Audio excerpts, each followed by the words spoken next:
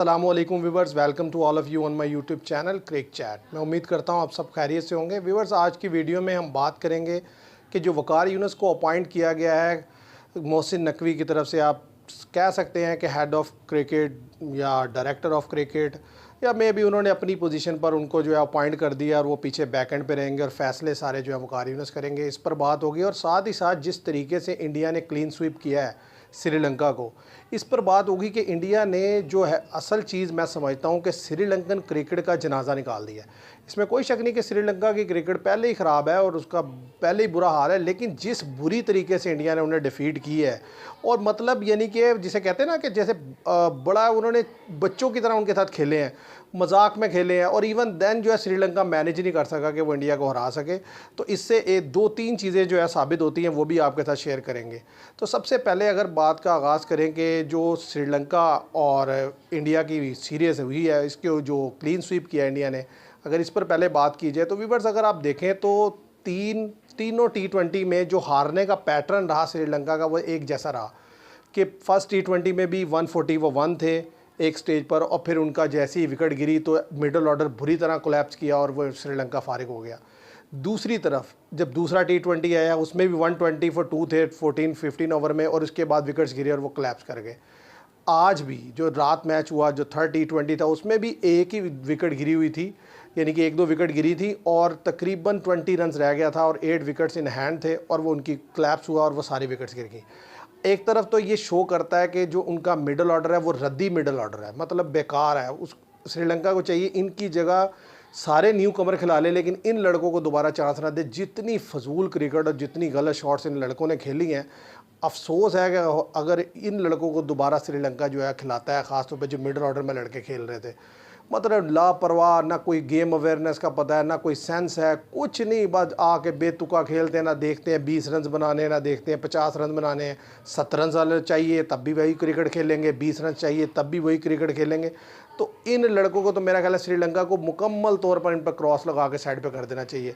तो यहाँ तक तो मैं समझता हूँ कि श्रीलंका की बुरी है परफॉर्मेंस थी, लेकिन ज़ाहिर है हमें दूसरे को क्रेडिट देना चाहिए। जो इंडिया की क्वालिटी रही, जो इंडिया ने इधर से गेन किया, वो क्या चीज़ है? एक तो उसने एक चीज़ गेन की, वो है सुपरमेसी। भाई एशिया में तो अब वो सुप्रीम पावर है।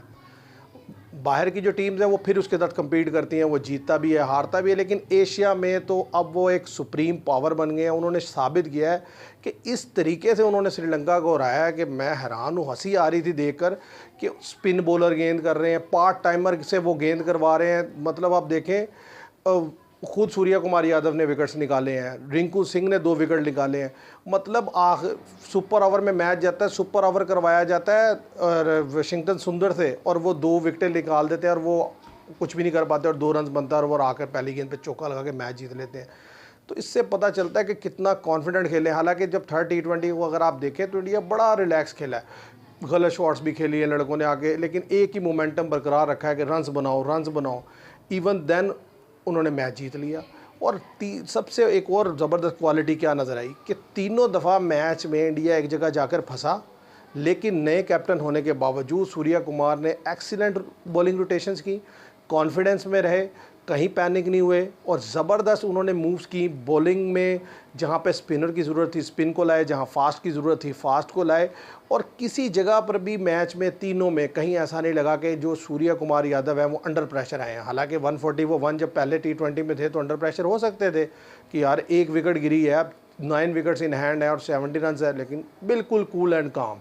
इसी तरह थर्ड T20 में रन्स कम भी बना और आउट भी जल्दी हुए, लेकिन इवन देन कूल एंड काम रहे। ठीक है, सीरीज़ विन कर गए थे, लेकिन फिर भी जिस तरीके से वो मैंने देखा है कि बॉलिंग रोटेशंस करते हैं और उन्हें जैसी गेम अवेयरनेस है, बात वही है। मैं हमेशा से कहता हूँ कि लीडरशिप क्वालिटी उसी बंदे में, यानी कि उसी बंदे को मैं समझता हूँ लीडर होना चाहिए जिसके अंदर ये क्वालिटी हो कि उसे गेम अवेयरनेस हो, उसे ये पता हो कि भाई किस बॉलर को किस टाइम पर यूज़ करना है और किस बैट्समैन के अगेंस्ट यूज़ करना है। आप देखें इस पूरी सीरीज़ के अंदर उन्होंने लेफ़्ट हैंडेड जो बैट्समैन है श्रीलंका के, उनके अगेंस्ट उन्होंने रियान पराग से बॉल करवाया। कल के मैच में वाशिंगटन सुंदर ने बॉल किया, रिंकू सिंह ने बॉल किया, इवन कि उन्होंने खुद आकर आखिरी ओवर किया है। तो ये मतलब मैं तो एक्सेप्शनल है। मतलब आप जितनी तारीफ़ करें उनकी कम है। ज़ाहिर है जो अच्छा खेलेगा उसकी तारीफ़ होगी। तो इससे एक बात तो साबित हो रही है कि भाई सब कॉन्टिनेंट में, एशिया में उनके लेवल की अब कोई टीम नहीं है। वो जिस तरह कहते हैं ना कि उनकी टीम जो है ना बहुत आगे निकल चुकी है और उनके प्लेयर्स का जो स्किल लेवल है, जो उनका कॉन्फिडेंस लेवल है, वो बहुत हाई है। बाहर की टीम्स उनके साथ मुकाबला कर सकती हैं, हमारी टीम्स जो हैं एशिया की वो तो बहुत मुश्किल है उनका।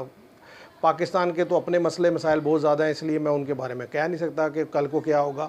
जब तक हमारे वो मसले मसाइल दूर नहीं होते, ज़ाहिर हमने क्या क्रिकेट खेलनी है। लेकिन यह है कि इंडिया ने साबित किया कि वाकई भाई वो एक जिस तरह कहते हैं ना कि विनिंग टीम है, वो T20 चैम्पियन है, मुसलसल वो मैच जीत रही है। सिर्फ लास्ट 20-22 T20 है, इसमें से वो एक हारे हैं। इससे अंदाज़ा लगा लें कि कितने कंसिस्टेंट हैं। हालांकि आप ये भी देखें कि जो T20 मैच होता है वर्ल्ड कप, उसमें जो वो टीम उतारी गई थी, उसके अलावा टीम में वो बहुत सारी चेंजिंग्स करके टीम भेजती है, नए लड़कों को भी चांस देते हैं। इवन देन किसी टीम की हिम्मत नहीं है कि उनको हरा सके, तो ज़ाहिर एक्सेप्शनल है। तो है गौतम गंभीर supreme, Surya Kumar Yadav selection excellent. जिस तरीके की बॉलिंग रोटेशंस हुई हैं, जिस तरीके से उन्होंने मैच में विदाउट पैनिक मैच निकाले हैं, ज़बरदस्त है।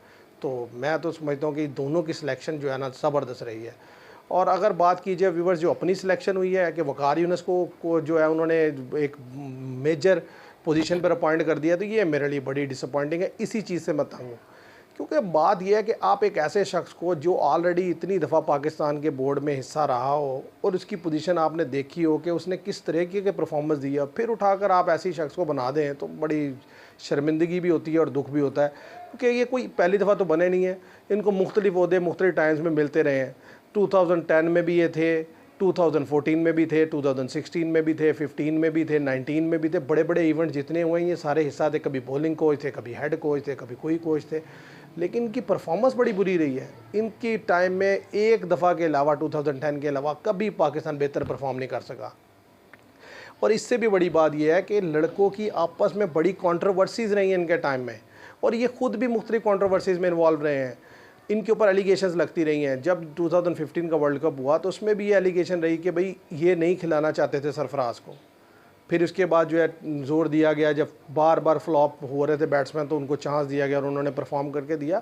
तो ये लड़कों के साथ भी कंट्रोवर्सीज़ में रहे हैं, इसके अलावा इनके होते हुए लड़कों की आपस में भी कंट्रोवर्सीज़ रही हैं। तो भाई हम तो पहले ही इसी सिचुएशन से गुजर रहे हैं, फिर एक ऐसे शख्स को लगाना कि जिसके अंदर ये एबिलिटी नहीं है कि वो मैनेज कर सके, तो वो आप कैसे मैनेज करेंगे। और फिर उससे बढ़कर पर्सनल लाइक और डिसलाइक पर जाते हैं कि भाई इसको खिलाना है, इसको नहीं खिलाना। तो ये सारी चीज़ें अगर वो करेंगे तो आप मुझे बताएं कि फिर पाकिस्तान की क्रिकेट किस तरफ जाएगी। ऑलरेडी हम जो है डाउनफॉल का शिकार हैं, ऑलरेडी हम गड्ढे में गिरे हुए हैं। तो अगर मज़ीद इस तरीके के लोग आप अपॉइंट कर देंगे तो मेरा नहीं ख्याल उससे कोई बेहतरी आएगी, इससे तो बदतरी आएगी, सिचुएशन डाउन ही जाएगी, कोई अच्छा तो होने नहीं लगा।